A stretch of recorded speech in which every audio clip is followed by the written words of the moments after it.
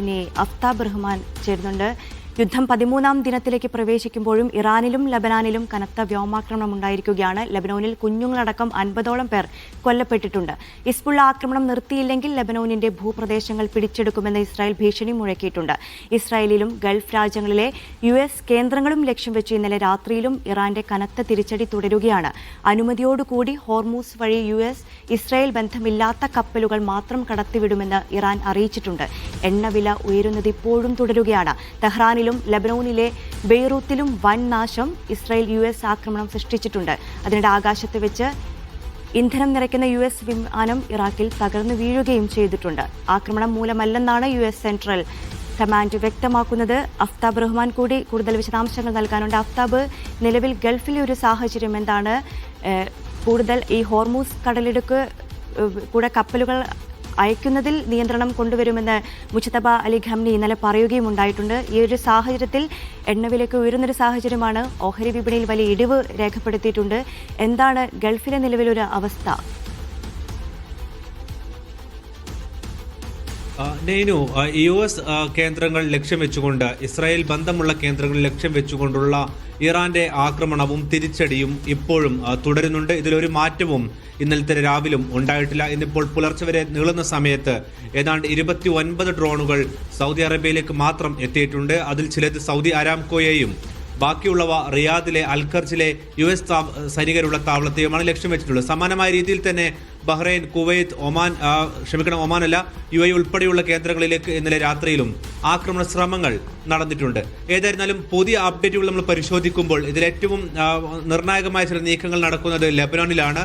ലബനോനിൽ വ്യാപകമായ തോതിൽ, ബെയ്റൂത്തിൽ ഉൾപ്പെടെ വ്യാപകമായ തോതിൽ തന്നെ ആക്രമണം തുടർന്നുകൊണ്ടിരിക്കുകയാണ്. ഗസക്ക് സമാനമായി ബെയ്റൂത്തിനെ മാറ്റുമെന്നാണ് ഇസ്രായേൽ ഇപ്പോൾ പ്രഖ്യാപിച്ചിരിക്കുന്നത്. മാത്രമല്ല, അവിടെ ഈ ആക്രമണത്തിൽ ഇന്നലെ രാത്രിയിൽ കുഞ്ഞുങ്ങളടക്കം ഏതാണ്ട് 50ഓളം പേർ കൊല്ലപ്പെട്ടതായുള്ള റിപ്പോർട്ടുകളും പുറത്തു വരുന്നുണ്ട്. ഈ ആക്രമണം ലബനോനിൽ നിന്നും ഹിസ്ബുള്ള അവസാനിപ്പിച്ചില്ലെങ്കിൽ ലബനോന്റെ ചില ഭാഗങ്ങൾ പിടിച്ചെടുക്കുമെന്നും ഇസ്രായേൽ ഇപ്പോൾ ഭീഷണി മുഴക്കുന്നുണ്ട്. ഏതായിരുന്നാലും ഇറാന്റെ ഭാഗത്തു നിന്നും ലബനോന്റെ ഭാഗത്തു നിന്നും ഒരേ സമയം ഇസ്രായേലിനെതിരെ തിരിച്ചടി നടക്കുന്നുണ്ട്. നമുക്കറിയാം, ഗസ യുദ്ധത്തിൽ സജീവമായി പങ്കാളിയായിരുന്നു ഇസ്രായേലിനെതിരെ ഹിസ്ബുള്ള. ആ സമയത്ത് അവരുടെ ഏതാണ്ട് 80% വരുന്ന ആയുധ ശേഖരം നശിപ്പിച്ചു എന്നാണ് ഇസ്രായേൽ അവകാശപ്പെട്ടിരുന്നത്. പക്ഷേ ഇപ്പോഴും കഴിഞ്ഞ ദിവസങ്ങളിൽ മാത്രം ഏതാണ്ട് 1000-ലധികം മിസൈലുകളും റോക്കറ്റുകളും ലബനോനിൽ നിന്നും ഇസ്രായേലിലേക്ക് എത്തിയിട്ടുണ്ട്. ഇത് സൂചിപ്പിക്കുന്നത് ഇപ്പോഴും ഹിസ്ബുള്ള ശക്തമായി നിൽക്കുന്നു എന്നുള്ളതാണെന്ന് ഇസ്രായേലി മാധ്യമങ്ങൾ തന്നെ വിവിധ കേന്ദ്രങ്ങളെ ഉദ്ധരിച്ചുകൊണ്ട് റിപ്പോർട്ട് ചെയ്യുന്നുണ്ട്. സമാനമാണ് ഇറാനിലെയും സാഹചര്യം. ഹോർമൂസ് വഴി കടന്നു പോകുന്ന കപ്പലുകൾക്ക് നേരെ ആക്രമണം ഇപ്പോഴും തുടരുന്നുണ്ട്. ഇന്നലെ മാത്രം 3 കപ്പലുകൾ ആക്രമിക്കപ്പെടുകയും കത്തുകയും ചെയ്തിട്ടുണ്ട്.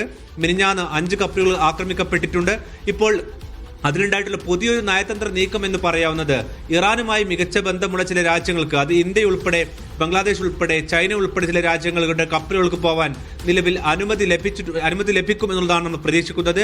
അതുവഴി ചില കപ്പലുകൾ പുറപ്പെട്ടതായും റിപ്പോർട്ടുകൾ സൂചിപ്പിക്കുന്നുണ്ട്. ഏതായാലും US ബന്ധമുള്ളതോ അല്ലെങ്കിൽ US-ഉമായി സഖ്യമുള്ളതോ ആയ രാജ്യങ്ങളുടേതും ഇസ്രായേലുമായി ബന്ധമുള്ള രാജ്യങ്ങളുടേതും എല്ലാം തന്നെ ആക്രമിക്കുമെന്ന് ഇപ്പോഴും ഇറാൻ ആവർത്തിക്കുകയാണ്.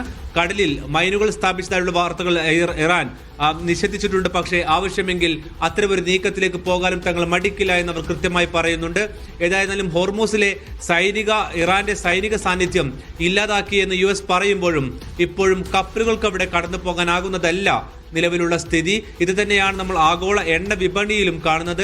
$101 പിന്നിട്ടിട്ടുണ്ട് എണ്ണവില. ഇന്നിപ്പോൾ വിപണി ഉണരുമ്പോൾ എന്തായിരിക്കും ട്രെൻഡ് എന്നുള്ളത് നമുക്ക് മനസ്സിലാക്കാൻ സാധിക്കും. ആഗോള തലത്തിൽ തന്നെ വിവിധ കരുതൽ ശേഖരത്തിൽ നിന്നും എണ്ണ പുറത്തിറക്കിക്കൊണ്ട് ഇത് നിലവിലുള്ള ഈ എണ്ണവില പ്രതിരോധിക്കുവാനുള്ള ശ്രമങ്ങൾ നടക്കുന്നതിനിടയിലാണ് ഇപ്പോഴും $100 മുകളിലേക്ക് എണ്ണവില എത്തുന്നത് എന്നുള്ളൊരു പ്രധാനപ്പെട്ട കാര്യം കൂടിയാണ്. ഓഹരി വിപണിയിലും കഴിഞ്ഞ ദിവസം US-ൽ വലിയ തോതിൽ ഇടി വന്നിട്ടുണ്ട്. എണ്ണവില ഉയരുന്നത് തങ്ങൾക്ക് ഗുണമാണ് എന്നുള്ളതാണ് ട്രംപ് ഇന്നലെ തമാശ രൂപേണ പറഞ്ഞിരിക്കുന്നത്. ഏതായിരുന്നാലും ഗുണകരമല്ല ഇപ്പോഴും ഗൾഫിന്റെ സ്ഥിതി. ഇതിൽ മറ്റൊരു പ്രധാനപ്പെട്ട കാര്യം, ഈ ഖത്തറിൽ നിന്നും ആഗോളതലത്തിലേക്ക് ഏറ്റവും കൂടുതൽ പ്രകൃതിവാതകം പോകുന്നത് ഖത്തറിൽ നിന്ന് കൂടിയാണ്. ഖത്തർ ഈ പ്രകൃതിവാതക ഉൽപാദനം നിർത്തിവെച്ചത് US മേൽ പ്രതിസന്ധി സൃഷ്ടിക്കാനാണ് എന്നുള്ള ചില റിപ്പോർട്ടുകൾ ഇസ്രായേൽ മാധ്യമങ്ങൾ റിപ്പോർട്ട് ചെയ്തിരുന്നു. പക്ഷേ അതിപ്പോൾ ഖത്തർ നിഷേധിച്ചിട്ടുണ്ട്. ഗുരുതരമായ പ്രതിസന്ധി ഈ മേഖലയിൽ നിലനിൽക്കുന്നു എന്നുള്ളത് തന്നെയാണ് ഗൾഫ് രാജ്യങ്ങൾ ഇപ്പോഴും സൂചിപ്പിക്കുന്നത്. അവരുടെ വിപണിയെയും വലിയ തോതിൽ അത് ബാധിച്ചു കഴിഞ്ഞിട്ടുണ്ട്. അവരുടെ തന്ത്രപ്രധാനമായ എണ്ണപ്പാടങ്ങൾ കേന്ദ്രീകരിച്ചുകൊണ്ട് ആക്രമണ ശ്രമങ്ങൾ, പ്രതിരോധ ശ്രമങ്ങൾ ഇപ്പോഴും ഇറാന്റെ ഭാഗത്തു നിന്നും തുടരുകയും ചെയ്യുന്നുണ്ട്. നേനു.